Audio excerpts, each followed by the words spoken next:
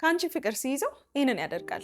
ወንድ ልጅ እወድሻለሁ ስላለ ካንቺ ፍቅር ይዞታል ማለት አይደለም። እውነተኛ ፍቅር ሲይዘው አንደበቱ ብቻ ሳይሆን ባህሪው በደንብ መናገር ይጀምራል። ብዙ ጊዜ ወንዶች ስሜታቸውን በቃላት መግለጽ ባይሳካላቸውም ሳያውቁት የሚያደርጓቸው አንዳንድ ነገሮች ግን ውስጣቸው ያለውን ጥልቅ ፍቅር በግልጽ ያሳያሉ። ዛሬ እኔ እህትሽ አንድ ወንድ ካንቺ ፍቅር ሲይዘው የሚያሳያቸውን 6 ምልክቶች እነግርሻለሁ።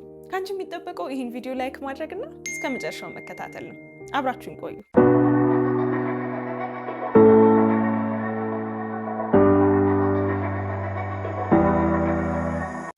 ሰላም ውድ ቤተሰቦቼ እንደምን አላችሁ? እኔ በጣም ደህና ነኝ። ዛሬም ቀደም ሲል በሰማችሁት ቆንጆ በሆነ አዲስ ቪዲዮ ተመልሼ መጥቻለሁ። አዲስ የሆናችሁ ትታዩኛላችሁ፣ እንኳን ደህና መጣችሁ። እኔ ናፊዳር ነኝ። በዚህ የዩቲዩብ ቻናል እንዴት አድርገን ጤናማ ስኬታማ የፍቅር ግንኙነት እንደሚኖረን ከዛም ሲያልፍ ደግሞ ወደ ትዳር ማሳደግ እንደምንችል እንመካከራለን፣ እንወያያለን። ስለዚህ ቶሎ ሰብስክራይብ አድርጉ። ይሄ ቪዲዮ ለሌሎች ለብዙ እህቶቻችን እንዲደርስ ደግሞ ላይክ አድርጉትና እንጀምር። እሺ፣ የመጀመሪያው ወንድ ልጅ ካንቺ ፍቅር እንዲያዘው የምታውቂበት የምታረጋግጭበት መንገድ ምንድነው? ለጥቃቅን ነገሮች ትኩረት ሲሰጥ ነው። ሁሉ ነገር ስለ ትኩረት ነው አይደለ? ስለ ፍቅር እያወራን ከሆነ ሁሉ ነገር አባውት አቴንሽን ነው፣ ስለ ትኩረት ማለት ነው። አንቺ ላይ ምን ያህል ትኩረት አድርጎ እያየሽ እየተመለከተች ስለ አንቺ እያሰበ እንደሆነ ነው አይደለ? ሶ ጥቃቅን ነገሮች የምንላቸው ምናልባት አሁን የፀጉር ስታይልሽን ቀይረሽ ሊሆን ይችላል። የፀጉርሽ ቀለም እንኳን ትልቅ ነው፣ ማንኛውም ሰው ያወላል። ብቻ ጥቃቅን የሆኑ ሌሎች ሰዎች ታትማች ኖቲስ ያላደርጓቸው ያላዩቸው አስተያየት ያልሰጡሽ ነገሮች እሱ ግን አስተያየት ሲሰጥሽ ስላለባበስሽ እየተከታተላል አይደለ? አንዳንድ ነገሮችን በቃ በደንብ በትኩረት ካላየ በስተቀር ሰው የማያስተውላቸው ነገሮች ይኖራሉ አይደለ? እነዛ ነገሮች ላይ ሀሳብ አስተያየት ሲሰጥሽ በተደጋጋሚ የምትጠቀሚያቸው ቃላት ይኖራሉ ስታወሪ። እነዛን ቃላቶች ሲያስታውስሽ ወይም ሲነግርሽ በደንብ እንዳዳመጠሽ፣ በደንብ ትኩረት እንደሰጠሽ፣ በደንብ እንዳየሽ የሚያሳዩ ነገሮች ናቸውና በጥቃቅን ነገሮች ላይ ይሄ ሌሎች ሰዎች በተለየ ሁኔታ ትኩረት ሰጥተው ያልነገሩሽ ወይም አለ አይደለ ያላሳዩሽን ነገሮች እሱ ግን ሲያሳይሽ፣ አስተያየት ሲሰጥሽ፣ አድናቆት ሲሰጥሽ በእነዛ ነገሮች ላይ በፊዚካል አፒረንስሽ ውበትሽ በመልክሽ ላይ ሊሆን ይችላል፣ በንግግርሽ ሊሆን ይችላል። ብቻ በደንብ እንዴት ነው ሰው ትኩረት አድርጎ ሲያይኮ በጣም ብዙ ነገሮች ይገኛሉ አይደለ? አሁን የሆነ ቪዲዮ ብታዩና እዚህ ላይ ስህተት ፈልጉ ብትባሉ በቃ ስህተት አታጡም። ትኩረት አድርጋችሁ እያያችሁ ስለሆነ ስህተት ለመፈለግ ማለት ነው። ሶ ሁሉ ነገር አባውት አቴንሽን ነው። ያ አቴንሽን ደግሞ እንዲመጣ የሚያደርገው የፍቅር ስሜት ነው። ለአንቺ የፍቅር ስሜት ሲኖረው ጥቃቅን የሚባሉ ነገሮችን በደንብ አድርጎ ያያል፣ ይመለከታል፣ ያስታውሳል። እስኪ እናንተስ ምን ታስባላችሁ? ኮሜንት ላይ የገጠማችሁም ነገር ካለ ሀሳብ አስተያየታችሁን ጻፉልኝ። በዚህ ተስማማላችሁ? እውነት ወንድ ልጅ ፍቅር ሲይዘው ጥቃቅን ነገራችሁን ያየበት ያስተዋለበት አጋጣሚም ካለ ኮሜንት ላይ ጻፉልኝ አሁኑን። ሶስተኛ፣ ስልኩን ጥሎ ያዳምጥሻል። ያው አሁን ያለንበት ዓለም እንግዲህ የዲስትራክሽን ዓለም ነው አይደል? ስልካችን ብዙ ነገሮች ወደኛ እንዲመጡ ያደርጋል። በቃ ፋታ ራሱ የለንም ስልካችንን አስቀምጠን ሰዎችን ለማናገር አይደል? ስለዚህ ስልኩን አስቀምጦ አንቺን የሚያወራሽ ከሆነ አንቺን ለመስማት ይሄ ከዲስትራክሽን ሌሎች ነገሮች ዲስትራክት እያደረጉት ወይ ስልኩ ላይ ሜሴጅ እየገባ አንዴ እሱን እየመለሰ አንዴ እያየ አለ አይደለ? በቃ ለአንቺ ጊዜ ሲሰጥሽና ሲያዳምጥሽ ከአንቺ ጋር መሆንና አንቺ ጋር ማዳመጥን ቅድሚያ ሲሰጥ በዛች ሞመንት ማለት ነው። ይሄ ሁሌ እንደዚህ ይሆናል ማለት አይደለም አይደለ? አሁን ላይ ስልካችን ስራችን ነው ለብዙዎች አይደለ? በስልክ ብዙ ነገሮችን እንለዋወጣለን ምናምን አንደርስታንድ። እሱን ግን በቃ አለ አይደለ? ትኩረት ሰጥቶ ሲያወራሽ ይሄ ከስልኩ ወይም ሌላ ትኩረቱን ከሚሰርቁ ነገሮች ራሱን ወጣ አድርጎ አንቺን ለማዳመጥ፣ አንቺን ለማውራት፣ አንቺን ለመረዳት፣ ከአንቺ ጋር ጊዜ ለማሳለፍ የሚጥርና የሚሞክር ከሆነ ይሄ ትክክለኛው ለአንቺ የፍቅር ስሜት እንዳለው የምታውቂበት መንገድ ነው። እንዳልኳችሁ ብዙ ደስ የሚሉ ነገሮች አሉ። ስልካችንን አሁን ብንከፍት አሁኑኑ ደስታን የሚሰጡን፣ የሚያስቁን፣ የሚያዝናኑን፣ የሚያስገርሙን ብዙ ነገሮችን ማየት እንችላለን እና እነዚህ ነገሮች ዲስትራክት ሳያረጉት ሳይረብሹት ከአንቺ ጋር ያለውን ጊዜ አክብሮ አንቺን የበለጠ ለመስማት፣ አንቺን የበለጠ ለማወቅ የሚጥርና የሚሞክር ከሆነ ለአንቺ ያለውን ትልቅ የሆነ ጥልቅ የሆነ ስሜት የሚያሳይሽ ነገር ነው። ቀጥሎ ከምነግርሽ ጋር አንድ ላይ አድርገሽ ማለት ነው። ሶስተኛ፣ የገባልሽን ቃል ያከብራል፣ ይፈጽማል ማለት ነው። አዎ እንግዲህ የኔ ቆንጆ ፍቅርን በተመለከተ በቃላት እንዳትደለይ። እኔ ራሱ ከዚህ በፊት የሰሯቸው ብዙ ቪዲዮዎች አሉ። ከወደደሽ ይህን ይልሻል፣ አዎ ይልሻል፣ ምንም ጥያቄ የለው። ግን ቃላት ብቻውን ዋጋ የላቸውም፣ ተግባር ማየት አለብሽ።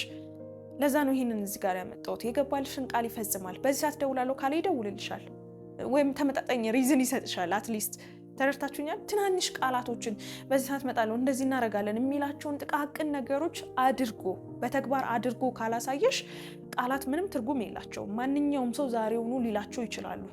ቃላት ትርጉም የሚኖራቸው ቃላት ዋጋ የሚኖራቸው ወደ ተግባር ሲቀየሩ ነው። ተረድታችሁኛል? ስለዚህ በተቻላችሁ መጠን ቃላቶቹን ብቻ ሳይሆን ድርጊቶቹንም ተመልከቱ፣ ባህሪውን ተመልከቺ። የሚናገረውን ነገር ወደ ተግባር ይቀይራሉ። ለአንቺ የገባቸው በጣም ጥቃቅን ቃላቶችን ቢሆኑ እነዛን ለመፈጸም እነዛን ለማድረግ ይጥራሉ። እንደው ሳያደርግ ቢቀር እንኳን የጥፋተኝነት ስሜት ይሰማዋል። እንዲህ ብያት ነበር ግን አላደረኩም ብሎ የጥፋተኝነት ስሜት ይሰማዋል። ይሄ በጣም ወሳኝ ነገር ነው። ቃል ገብቶልሽ ቃሉን የማያደርግ ከሆነ ጥቃቅንም ሊሆኑ ይችላሉ። ይሄ ለአንቺ የሰጠውን ቦታ ነው የሚያሳየው። እመጣለሁ እንገናኛለን ካለሽ ይመጣል። የእውነት ባለሽ መሰረት ተገኝቷል። በትንሹ የታመነ በትልቁ ይሾማል ነው። ዛሬ ያለሽን ነገር ያላደረገ ነገ እንደዚህ እንሆናለን ምናምን ቢልሽ እንዴት ነው የምታምኚው? በትንሹ መዝኘው። በትናንሾቹ ቃላቶቹ ላይ የሚገኝ አይነት ሰው ከሆነ ነገም ሌላ ነገር ከሱ ጋር ብታስቤ ኢትስ ኦኬ። ተረዳሽ?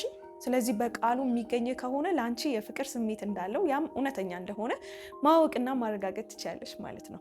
አራተኛ ይችኛዋ እኔ በጣም የምወዳትና በቃ እንደው የፍቅርን ኃያልነት የምታሳይ ነገር ናት። ኃያልነቱ ይጠፋል ከአንቺ ጋር ሲሆን፣ ኃይለኝነቱ ምናምን ይጠፋል። በቃ በጣም የተከበረ ሰው ሊሆን ይችላል። ምናልባት አንድ መስሪያ ቤት ይሆናል የምትሰሩት። በጣም የተከበረ ስራ አስኪያጅ ሊሆን ይችላል። በጣም ብዙ ሰዎች እሱ ጋር ለመግባት እሱን ለማውራት የሚፈልጉት የሚያከብሩት፣ የሚፈሩት ምናልባትም አንዳንዶች አይነት ሰው ሊሆን ይችላል። ግን አንቺ ጋር ሲመጣ ያ ሁሉ ክብር፣ ያ ሁሉ መፈራት፣ ያ ሁሉ መወደድ፣ ያ ሁሉ መፈለግ በቃ ዜሮ ሆኖ ኃይለኝነቱን ያንን የምታጭበት ከሆነ በቃ የሚያወራሽ አወራር፣ የሚያናግርሽ ንግግር ኃይለኝነት የጎደለው ከሆነ በቃ የተለሳለሰ አይነት ንግግር የሚያወራሽ ከሆነ ይሄ ትልቁ የፍቅር ፓወር የሚታይበት የፍቅር ኃያልነት የሚገለጽበት ነገር ነው። ወንድ ልጅ እንደ ወንድ ታውቃላችሁ ኃይለኝነት አለው አይደለ? ኃይለኝነት አለበት። እንደውም ደግሞ ካለበት ስታተስ አንጻር የሚጨመሩ ነገሮች ይኖራሉ። ገንዘብ ሲኖር፣ ሀብት ሲኖር፣ ወይም ስልጣን ሲኖር፣ የስራም ሁኔታችን አለ አይደለ? ከሰዎች ጋር የምናወራበት መንገድ በየዕለት ተዕለት እኛነታችንን የሆነ ሼፕ ያደርጓል አይደለ? እነዚህ ሁሉ ነገሮች ተደምረው ግን አንቺ ጋር ሲመጣ ያንን ፐርሶናሊቲውን ሳይሆን የምታየው ሌላኛውን ሶፍት የሆነውን የሚያዝነውን ኬር የሚያደርገውን አይነት ሰው የምታይ ከሆነ ምንም አትጠራጠሪ፣ ወዶሻል፣ አፍቅሮሻል። በቃ ይሄ ትክክለኛ ስሜት ነው፣ ወይም ደግሞ ትክክለኛ ምልክት ነው። በጣም ደስ የሚል በቃ ፍቅር ማንኛውም ሰው ዝቅ እንደሚያደርግ ማንኛውንም ሰው እንዴት ነው እንደሚያንበረክክ የምታዩበት ነው። እዛ ጋር በጣም ኃይለኛ ነው፣ እዛ ጋር በጣም ምናምን። ተረድታችሁኛል?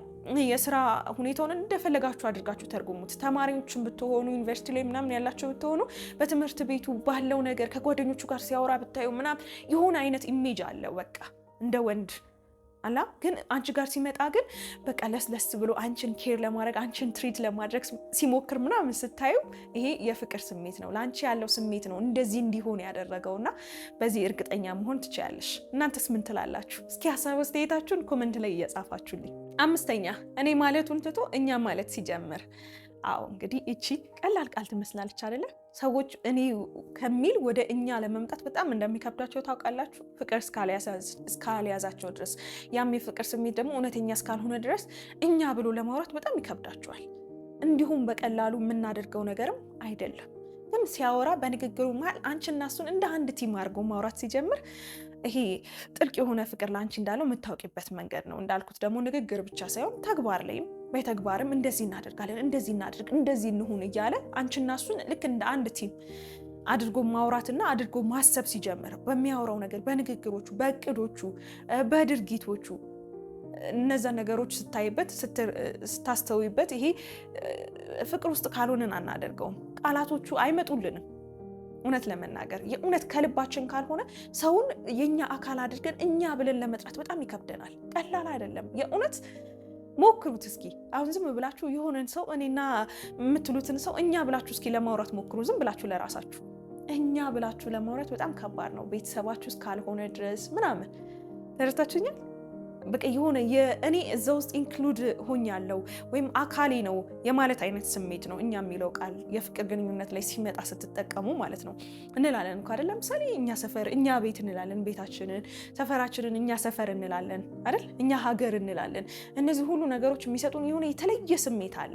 ስለዚህ ሰውንም የፍቅር ግንኙነት ላይ እኔና አንተን ትታችሁ እኛ ማለት ሲጀምሩ ትልቅ ትርጉም አለው እና እሱም በተደጋጋሚ እኛ እያለ ሲያወራ እኛ እያለ ሲያቅድ እናደርጋለን፣ እንደዚህ እንሆናለን፣ እንደዚህ ያደረግን አይደል፣ በጣም ይገርማል ምናምን እያለ አንቺና እሱን እንደ አንድ አድርጎ ማውራት ሲጀምር ዋው ይሄ ትክክለኛ ፍቅር ውስጥ እንደሆነ የሚያሳይሽ ሌላኛው ምልክት ነው። 6ኛ ከባድ ነገር ሲገጥምሽ ቀድሞ የሚደርሰው እሱ ነው። ያው እንግዲህ ችግሮች ሲገጥሙ ብዙ ጊዜ ሰዎችን የምናይበት ነገር ነው አይደለ? ከባድ ጊዜያቶች፣ ችግሮች ሰዎች ማን አለኝ ማን የለኝም የሚለውን የምናይበት ነገር ነው። ያው ሁሉም ሰው በየራሱ የህይወት ሩጫ ውስጥ ሊሆን ይችላል። ጓደኞችሽም ቤተሰቦችሽም ምናልባት ስለዛ ነገር ለነዚህ ሰዎች ነግረሽም ማስጨነቅ ላትፈልጊ ትችላለች። ግን ፓርትነር ላይ ሲመጣ ላይክ ፓርትነር ገና ባትሆኑ የፍቅር ግንኙነት ላይ ሲመጣ ግን ይሄ ችግሮችሽን ሳትሳቀቂ የምትናገሪው በቃ ስሜትሽን የሚረዳሽ አይነት ሰው ይሆንልሻል። ችግሮችም ሲገጥሙሽ ደግሞ ከማንም በላይ እኔ ነኝ እዚህ ቦታ መገኘት ያለብኝ፣ እኔ ነኝ ልደርስላት የሚገባው ብሎ እንዲደርስልሽ ታደርጊዋለሽ። እነዚህ ነገሮች ግልጽ ሆኖ በማውራት በተቻለ መጠን እንዳላችሁበት የቆይታ ጊዜ ማለት ነው። እሱ ገና ፍቅር እንደጀመራችሁ በቃ እሱ ነው ኃላፊነት መውሰድ ያለበት ስለ እኔ እንዳቲ ደግሞ ግን የገጠመሽን ችግር ባወቀው ልክ በሰማው ልክ ለመፍታት የሚሞክር ከጎንሽ ለመሆን የሚሞክር ከማንም ቀድሞ ለመገኘት የሚሞክርና የሚጥር ከሆነ ይሄ ሌላኛው ለአንቺ የፍቅር ስሜት እንዳለው የምታውቂበት መንገድ ነው። በጣም ብዙ ሰዎች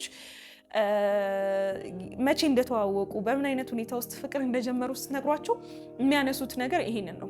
በዛ ሰዓት ላይ በጣም ተቸግሬ ነበር፣ ወይ በዛ ሰዓት ላይ በጣም ስትረስ ውስጥ ነበርኩ፣ በዛ ሰዓት ላይ እንደዚህ ነበርኩኝ፣ በቃ ስንቀራረብ እንደዚህ ሲያደርግልኝ እንደዚህ ሲሆን። አያችሁ፣ በችግር ሰዓት ላይ የሚመጣ ሰው ዝም ብሎ እንደ ማንኛውም ሰው አይደለም ሰው ትሪት የሚያደርገው። የሚያየው አይረሳውም፣ ከውስጡ አያስወጣውም። ስለዚህ በችግርሽ ጊዜ ከጎንሽ ከሆነ ከጎንሽ ሆኖ ካየሽው፣ ካበረታሽ፣ ካጠነከረሽ፣ ከተገኘልሽ ቀድሞ ከተገኘልሽ ይህም ሌላኛው ለአንቺ የፍቅር ስሜት እንዳለው የምታውቂበት መንገድ ነው። እነዚህ 6 ምልክቶች በደንብ እንግዲህ ለአንቺ ፍቅር እንዳለው እንደሚወድሽ የእውነት እንደሆነ የሚያሳዩ የሚያስረዱ ነገሮች ናቸው። እስኪ እናንተ ከነዚህ ውስጥ የትኛውን አይታችኋል? አሁን ባላችሁ ግንኙነት የትኛውን አይታችኋል? ኮመንት ላይ ጻፉልኝ። ሀሳብ አስተያየታችሁን እንድሰራላችሁ የምትፈልጉትንም ጻፉልኝ። የገጠማችሁም ገጠመኝ ካለ ጻፉልኝ። ሌሎች ደግሞ ብዙ ሰዎች ኮሜንቱን እያነበቡ ይማሩበታል። እዚህ ድረስ ላያችሁት በጣም አመሰግናለሁ። ወዳችሁታል ማለት ነው። ላይክ አድርጉትና አረጋግጡልኝ። እንደው ይህንን ቪዲዮ ብትሰማ ለምትሏት እህታችሁ፣ ጓደኛችሁ፣ ወዳጅ ዘመዳችሁም ሼር ማድረግ እንዳትረሱ። በቀጣይ በሌላ ቆንጆ ቪዲዮ እስከምንገናኝ ድረስ እስካሁን ሰብስክራይብ ካላደረጋችሁ ቶሎ ብላችሁ ሰብስክራይብ አድርጉ። ብዙ ቆንጆ ቪዲዮችን ታገኛላችሁ። ሁላችሁንም በጣም አመሰግናለሁ። ወዳችኋለሁ። ቻው